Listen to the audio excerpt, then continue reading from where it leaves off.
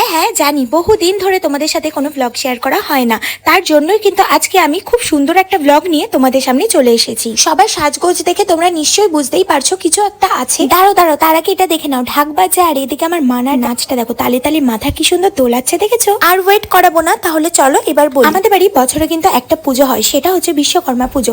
আমাদের যেহেতু বিজনেস আছে সেই কারণে প্রতি বছর কিন্তু বিশ্বকর্মা পুজোটা হয়, কোনোবার মিস যায় না। না না, আজকে বিশ্বকর্মা পুজোর ব্লগটা তোমাদের সাথে শেয়ার করছি না, এটা হচ্ছে বিশ্বকর্মা পুজোর আগের দিন, মানে আজকে কিন্তু আমরা এসেছি ঠাকুর আনতে। খালি গায়ে লোকটাকে দেখে রাখো, লাস্ট একটা টুইস্ট দেখতে পারবে। যেখান থেকে আমরা ঠাকুর নিই, আমাদের বাড়ি থেকে কিন্তু জায়গাটা খুব একটা বেশি দূর ছিল না, তার জন্যই কিন্তু আমরা খুব তাড়াতাড়ি ঠাকুর নিয়ে বাড়ি চলে এসেছি। এখন সব নিয়ম কানুন গুলো পালন করা হচ্ছে, বাড়ির বউরা ঠাকুরকে বরণ করে নিচ্ছে। আর হ্যাঁ, পুজোর দিনের ব্লগটা কিন্তু কেউ মিস করো না, খুব তাড়াতাড়ি আসতে চলেছে। বলেছিলাম না একটা টুইস্ট আছে, এই লোক সেই ঠাকুর আনতে গেছে, ওইখান থেকে আমাদের বাড়ি পর্যন্ত চলে এসেছে নাচতে নাচতে। আগের বছর তার আগের বছরের ঠাকুরটা নামিয়ে এই বছরের ঠাকুরটা এখন মন্দিরে ওঠানো হবে।